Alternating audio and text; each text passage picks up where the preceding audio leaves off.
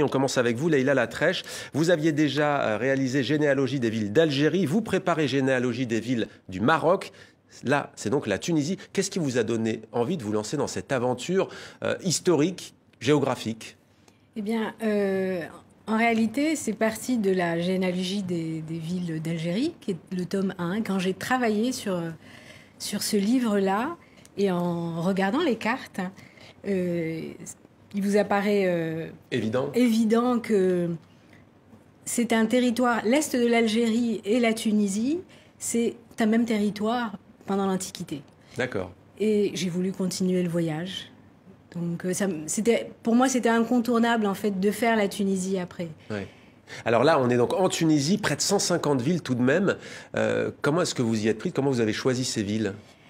Alors, il y a plusieurs critères. Le premier, c'était plutôt une contrainte, en fait, parce que on aurait bien voulu en faire, enfin, toutes les faire, peut-être pas, mais... Donc j'ai essayé d'être équilibrée entre les différentes régions. Le littoral, le nord, le centre. Le centre, le sud. Ouais. Donc ça, j'ai cherché un équilibre. Je ne sais pas si j'ai réussi. J'aurais aussi voulu faire tous les sites antiques, parce qu'en Tunisie, ils sont très nombreux. Hein. Et donc voilà, il y avait cette contrainte, et puis ensuite il y avait un choix personnel, un élan en fonction de mon voyage, parce que j'ai fait le choix après avoir parcouru la Tunisie. Et il y a notamment des villes qui ont fait l'actualité ces dernières années, chargées de symboles, Gafsa, Sidi Bouzid, d'où est partie la révolution tunisienne de 2011, il y a Kasserine également, ça c'est ce qu'on appelle l'arrière-pays, parfois on dit les zones déshéritées du pays. Prenons Gafsa, le nom antique de Gafsa. C'est Kapsa. Kapsa. Oui, et du reste, il y a dans la préhistoire, vous avez l'homme, l'un des premiers hommes qui est le Capsien. Ça vient de Kapsa, de Gafsa en fait. Ouais. Comment avez-vous réalisé ce travail? Bon, vous êtes chercheuse en relations internationales, donc on se dit que c'était aussi votre domaine, mais comment est-ce que vous avez procédé au fond? En fait, c'est pas tout à fait mon domaine, hein, parce que là, c'est... Ouais, c'est pas de la géopolitique. C'est pas de la géopolitique, absolument. Eh bien, quoique, tout à l'heure, on parlera de Carthage, c'est pas de la géopolitique. Ah oui, si, absolument. J'ai consulté évidemment des ouvrages de vulgarisation de la Rome antique, comme Jean-Claude Colvin. J'ai beaucoup interrogé des architectes et des urbanistes en France et en Tunisie. Et puis j'ai voyagé, parce que c'est pas un livre qui se veut exhaustif ou de spécialiste. Oui. Donc l'idée, c'était aussi d'ouvrir des perspectives. Parce qu'on connaît... Tout le monde pense connaître la Tunisie, parce que c'est quand même une destination très touristique, très touristique. Alors et balnéaire. Et balnéaire. Alors justement, sortons des sentiers battus.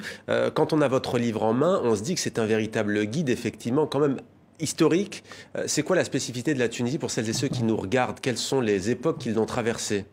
La Tunisie, la Tunisie d'abord, c'est une géographie particulière. C'est un territoire qui est très ouvert sur la mer. Et ça explique pourquoi il y a eu autant de civilisations qui se sont succédées. L'ancien président Béji Caïd Essebsi, qui nous a quittés il n'y a pas si longtemps, par exemple, avait des origines siciliennes. Absolument. C'est aussi... j'y viens. Ouais. C'est un pays urbanisé depuis des millénaires. C'est un pays où il y a des populations. Merci. Des populations et des cultures diverses. Et on a eu, en fait, plusieurs civilisations qui sont succédées. La punique, ouais. La romaine, la vandale, la byzantine, l'Empire turc est passé par là, 3 siècles, ouais. L'Empire ottoman. Ouais. Qu'est-ce qui reste de cet héritage, au fond, une fois que vous avez réalisé ce travail en Tunisie? Il y a les noms, bien entendu, les noms... Oui, en Tunisie, il y a plus que ça, finalement. Ouais. Plus que chez les voisins occidentaux, l'Algérie, ou même le Maroc, que je n'ai pas encore fait, mais que je connais un petit peu. En Tunisie, on le retrouve et dans les villes, et surtout dans les sites antiques, notamment à Douga. Ouais. Douga, qu'on appelle Douga la Magnifique, qui est un musée à ciel ouvert, où on voit, et qui a cette particularité d'être un site, contrairement à presque tous les autres sites, en fait, qui sont construits sur des terrains plats, qui est à flanc de colline. Il y a On le voit en fait quand on visite cette ville magnifique, antique. C'est une rencontre avec l'histoire et c'est toutes ces civilisations qu'on retrouve là. C'est construit sur 85 hectares. On a déjà fouillé 25 hectares, il en reste 60 à fouiller. Mais avec le peu qui a été fouillé, on voit déjà les 5 civilisations donc, que je que vous avez citées.